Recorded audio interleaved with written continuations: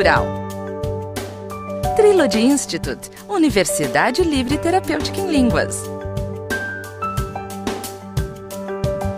Livraria Proton.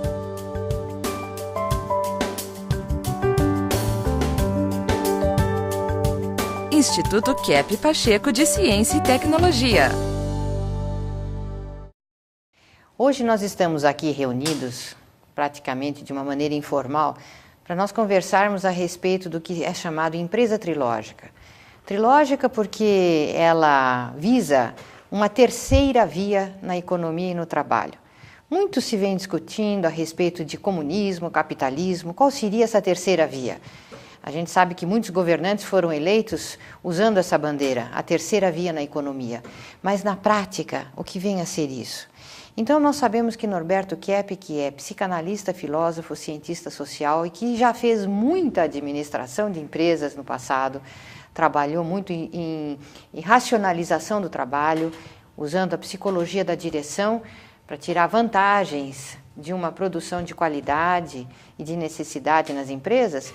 Mais tarde, em Nova York, em 1986, ele deu início ao que se chamou empresa trilógica, onde todos os que trabalham são donos, onde não existe ganho por investimento de capital, mas só pelo trabalho, e um gerenciamento da patologia do poder. Então, todo esse experimento do que é uma empresa, de como ela se desenvolve, como é o ser humano num trabalho mais livre, onde ele trabalha para benefício próprio e da sociedade e não somente para dar lucro a um holding, a uma sociedade anônima, a um capitalista ou mesmo ao Estado, quando o trabalhador pode trabalhar para seu benefício e da sociedade. Como que isso funciona? Como o ser humano reage? Tudo isso vai começar a ser discutido hoje no programa e já vem sido relatado em alguns livros do Dr. Norberto Kepp, da Proton Editora, mas muito ainda há que ser explicado, desenvolvido e conscientizado. Então, em 1986, em Nova York, foi iniciada a primeira empresa trilógica, a Speed Company. Era uma empresa de mudanças que começou somente com um carro e que em menos de um ano já tinha 18 veículos entre pequenas vans, caminhões e motocicletas. A partir daí, em 3 anos, foram formadas 17 empresas num complexo empresarial na Broadway Avenue. E essas empresas foram depois aplicadas também em diversas cidades da Europa, em Londres, em Lisboa, em Paris, Estocolmo, Helsinki e São Paulo, evidentemente, onde hoje em dia nós temos diversas unidades de empresas trilógicas em funcionamento. O senhor é o pai das empresas trilógicas, o senhor começou essa experiência em Nova York. Questão do capital e questão do trabalho, né, Cláudia? Sim. O Karl Marx, ele escreveu um livro sobre o capital, né? E ele era contra, então, o uso do trabalhador para o lucro do empresário só. Então, no sistema capitalista, que é chamado a exploração do homem pelo homem, então é explorado o trabalho de outra pessoa em benefício daquele que emprega o dinheiro. Então, todas as empresas, em geral, usam esse sistema. O indivíduo que tem meios, então ele cria uma empresa, emprega pessoas, ele usa, por exemplo, uma casa alugada ou não, ou então uma fábrica, e através desse trabalho dos outros, então ele traz o lucro que em parte fica na empresa, em parte fica para ele. Sim. Agora, no regime comunista, né, no regime marxista, então o lucro ficava ou para o Estado ou para os indivíduos postados no poder do Estado. De maneira que isso causava muito conflito, né? É um capitalismo de Estado. Então, em Nova York, nós tentamos conciliar essa questão por uma terceira via, fazendo uma união entre o trabalho da pessoa e o ganho dela. Quer dizer, para ela nem ser explorada e nem também explorar a situação do país. Se os senhores verificarem, irão ver que Existem atualmente duas atitudes do ser humano, né? Existe aquele ser humano que é explorado e que ele trabalha só em benefício dos outros. E existe também um modo de trabalhar que o indivíduo sabota totalmente, como em geral, né, no serviço público do mundo todo. Em vez dele trabalhar para o Estado ter interesse, ele, pelo contrário, ele sabota. Então aí entra a questão da inveja. O indivíduo que não está tendo o lucro que ele queria, quer dizer, o resultado, então ou ele sabota o trabalho que ele faz, ou ele praticamente deixa de trabalhar. Então eu queria agora perguntar para o Fábio, que ele teve experiência em Nova York, na Europa, sobre empresas trilógicas, o esquema que ele fez para explicar essa questão. Essas descobertas são fantásticas. Eu tenho aqui um esquema do livro A Libertação dos Povos, que mostra a sociopatologia, né, que existe hoje. Então, hoje, o poder econômico e social está na mão de um grupo que praticamente explora o povo, né? Então, o resultado disso, porque a finalidade não é o desenvolvimento do ser humano, mas o lucro, o egoísmo, etc. Então, nós temos os resultados, que são as guerras, extinção dos animais, máquinas poluentes. Explica o esquema que o senhor fez. Os poderes econômicos sociais explorando o quê? Ali embaixo. O poder econômico social explorando a educação, a ciência, a política, a agricultura, a indústria. Então, todos esses setores da sociedade praticamente não trabalham para o bem da humanidade, mas trabalham para o poder econômico social hoje, causando enorme distorção na sociedade, como esses exemplos que eu estou dando aqui, que o Dr. Kepp citou. Então, a solução do Dr. Kepp é exatamente o inverso, que é mais o povo, né, no poder e os setores da sociedade trabalhando para o desenvolvimento da civilização como um todo. Então, a indústria, política, administração, comunicações, servindo a todos e não a certos grupos específicos. Dessa forma, o resultado é fantástico. Olha aqui. Então, por exemplo, sustento básico garantido, produtos de qualidade, escola gratuita, energia livre, trabalho para todos, economia voltada para o que é útil e bom, a estética. Então, praticamente viraria o mundo de ponta cabeça. Tem um exemplo interessante, que é, por exemplo, os castelos, né? Por que não existem mais castelos hoje em dia? E quando foram feitos esses castelos, existia até menos dinheiro em circulação, não é? Então, e hoje, apesar de ter mais dinheiro em circulação, não são feitos esses castelos, esses monumentos, porque a arte, a estética não é valorizada, é totalmente sabotada hoje em dia.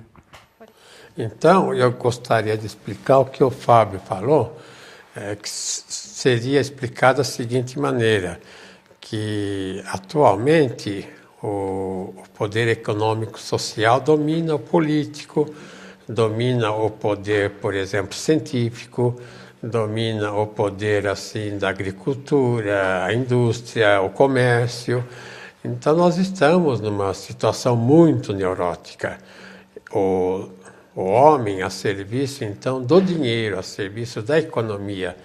E eu gostaria de explicar o seguinte, que o ser humano doente, ele fica doente, ou então ele, na doença dele, ele ou é interessado pela questão oral, por exemplo, questão da comida, do alimento, a questão da boca, como a criança até 2 anos de idade consegue ficar só nisso.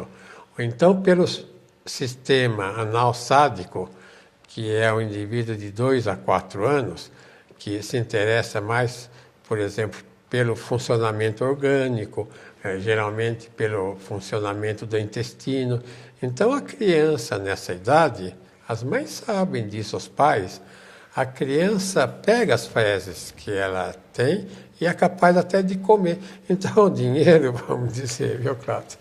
O dinheiro representa aquele famoso livro do Giovanni Papini, italiano, As Fezes do Satã. Então, justamente, esse grupo que é apegado ao dinheiro, esse grupo que tem uma mentalidade de 2 a 4 anos, é que está dominando o mundo atualmente. É que o dinheiro ele pode ser usado como uma arma para contenção do desenvolvimento da população, da humanidade, da própria civilização, né, Dr. Kepp? Então, eu estou dizendo, então, que esse grupo, que é um grupo até perigoso, porque a paranoia vem justamente e principalmente através desse apego ao dinheiro. Então, esse grupo é muito projetivo. É um grupo que vê todo o problema fora. Aliás, a criança até 6 anos vê todo o problema fora. Porque dos 4 aos 6 anos, então, é mais a questão do egoísmo, é mais a questão, por exemplo, do sexo que a criança... do genitalismo em geral, que a criança tem interesse. Então, o perigo da humanidade, e isso vem também do estudo do Bion, Wilfred Bion, que era um inglês. O Bion dizia exatamente isso, que esse grupo que está dominando a sociedade atualmente passou do grupo nobre, que era um grupo assim apegado ao egocentrismo, ao narcisismo, para um grupo inferior, que é o mais perigoso de todos. Então, a sociedade corre perigo, viu, Cláudia? Por causa, não do povo, por exemplo, essa questão da guerra, né, que nós assistimos. A questão da guerra é manipulada, é feita por esses grupos em toda a história da humanidade, e que joga o povo para morrer, porque é um grupo que quer o poder pelo poder. Você sabe, né, Cláudia, que a questão do poder, se a pessoa quer o poder, se ela luta para ter o poder, é uma pessoa muito doente. Então, não é que o poder enlouquece a pessoa, mas o poder faz com que toda a patologia do indivíduo se manifesta. Então, se ele é um analsádico que pega o poder econômico, a ideia dele, a finalidade dele é pegar tudo que ele pode para ele. Então, vamos dizer, o capitalismo ou o marxismo incorreram nesse tremendo erro, provocando todas as guerras que houve na humanidade, o capitalismo, né?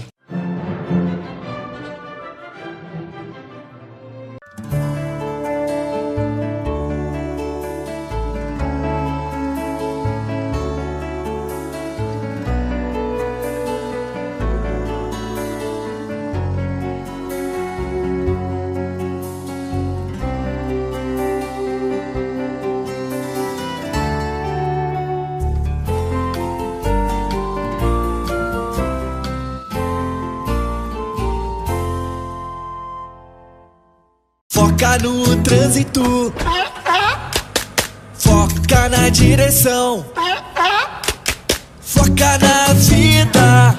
94% dos acidentes com morte são causados por falha humana. Dirigir exige 100% da sua atenção. Não vacila. Se beber, não dirija. Não use celular ao volante. Respeite os limites de velocidade e use o cinto também no banco de trás.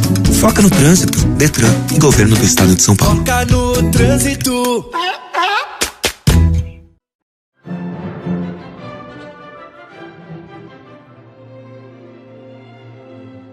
O senhor está propondo, evidentemente, não é abrir-se uma guerra aos capitalistas ou aos países comunistas. Eu sei que a sua filosofia de trabalho não é essa. Então, o senhor criou uma forma alternativa de solução a essa problemática, que a gente entende que são as empresas trilógicas. E que, pelo que a gente tem visto, é de maneira até relativamente fácil de ser aplicado dentro de uma nação, dentro de uma cidade. Quer dizer, qualquer pessoa que queira abrir a sua empresa trilógica, mesmo não tendo muito capital, ela pode fazer isso dentro da estrutura da nação, das leis do país. Isso pode ser realizado. Eu gostaria de lembrar o seguinte: nós temos aqui, eu tenho aqui ao meu lado um jornalista canadense. O nome dele é Richard. e ele fez uma pergunta a respeito de Bill Gates e do Rockefeller. Ele fez uma pergunta dizendo que, então, esses indivíduos milionários não trouxeram grande bem à humanidade? It is correct or not? Well, I think it's correct. There's an idea, I think, in many people that because these really wealthy people donate millions of dollars, sometimes billions of dollars, towards things that are like libraries and school systems, there's some idea that they're actually philanthropic, that they're helping the world somehow. And so this doesn't seem to fit completely with the idea that you talk about, that really wealthy people are holding back society. So I think this is an interesting thing to explore a bit. Are these people helping us or hurting us somehow in our development? What do you think? I think that they're actually, because they exploit so much to get this money, that leaking back a little bit to people is using them to do something that we could do for ourselves. So they exploit far, far more than they ever give back, of course, and then give back a little bit to make it look like they're being magnanimous. But if they didn't have to exploit in the first place, if that money was left in society, then we would have that money without having to go sort of through the middleman, you know. So I think it's a very bad system that we've set up there. But we think that they're the ones that are helping us, that they're benefiting us somehow. Então, os senhores notam que, por exemplo, Rockefeller, Bill Gates, como o jornalista Richard falou, canadense, então eles fazem donações incríveis para a humanidade. Agora, a questão é o seguinte, eles são tidos como pessoas benemerentes, né, que estão ajudando a humanidade. Mas ninguém, por exemplo, pergunta como é que eles têm tanto dinheiro assim, a ponto desse Bill Gates ter 70 bilhões de dólares. Isso é algo totalmente imoral. Se uma pessoa consegue sozinha, através de um sistema qualquer, seja capitalista, seja marxista, arrebanhar tanto dinheiro para ele, é porque o sistema é errado. E depois o povo não precisa de esmola. Então, esse dinheiro que dão para essas organizações, né, dão para fazer bibliotecas, etc., dão como se esses indivíduos fossem os benemerentes e não exploradores da humanidade. Quer dizer, eles dão uma fatiazinha do que sobra, de tanta vergonha que eles têm. Inclusive, desse roubo. Dentro do sistema de impostos, de taxações, esse dinheiro muitas vezes é dedutível do imposto sobre a renda. Tem toda uma questão que, na verdade, as grandes empresas, as grandes corporações, eles nunca têm que pagar impostos como o povo tem que pagar, não é? Então, tudo isso a gente sabe que até sai daquela fatia de deduções esperadas de uma empresa. Não é bem uma doação, é algo que já está previsto dentro da lei tributária. Depois nós não somos assim, vamos dizer, precisando, né? Isso, eu acho muito importante. Isso é do povo, é o dinheiro do povo, não é o dinheiro deles. Isso. A questão não é o donativo que ele deu, porque o Rockefeller deu um donativo enorme para a humanidade, né? Nós sabemos que até hoje ele faz esses donativos, mas esses donativos são até usados, como você já falou, para o benefício dele, por exemplo, para fazer melhor o comércio dele, para ele comprar o petróleo dele, o petróleo mais barato, para ele arranjar técnicos e saber manejar aqui, manejar lá. Por exemplo, financiar pesquisas médicas para saber melhor que remédio vão fabricar. Para vender mais remédio. Você sabe que remédio dá um benefício para a pessoa e 4 ou 40 malefícios para a pessoa. Se ajuda a pessoa num sentido, prejudica em 40, como uns remédios aí muito conhecidos. De maneira que essa questão econômica é terrível na humanidade. Então a humanidade precisa conscientizar. E a nossa função é essa, de trazer essa consciência para que a humanidade consiga ter justiça. A paz vem da justiça. Dr. Kepp, então, o senhor disse que a necessidade é a conscientização. Eu acho que esse é o primeiro grande passo, o mais difícil para ser conseguido. Mas, a partir daí, o que fazer para substituir o sistema vigente? E eu acho que a nossa intenção no programa de hoje justamente é trazer uma proposta que já funciona há quantos anos? 20 anos, Selma? Quase 20 anos, né? Há 19 anos praticamente, já funciona. E todas as pessoas que trabalham nessas empresas se sustentam do trabalho das empresas e já estão formando seu patrimônio, suas casas, seus locais de lazer, sistemas de transporte, viagens, educação. Tudo isso já está sendo conseguido como uma mini sociedade de terceira via que alguns indivíduos vêm do exterior para cá para estudar atualmente esse sistema novo socioeconômico que se chama empresa trilógica. Falar também uma questão muito importante. O povo, em geral, ele não está aqui neste mundo, ele vive quanto tempo, né? Tão pouco. Ele não está nesse mundo para ser milionário.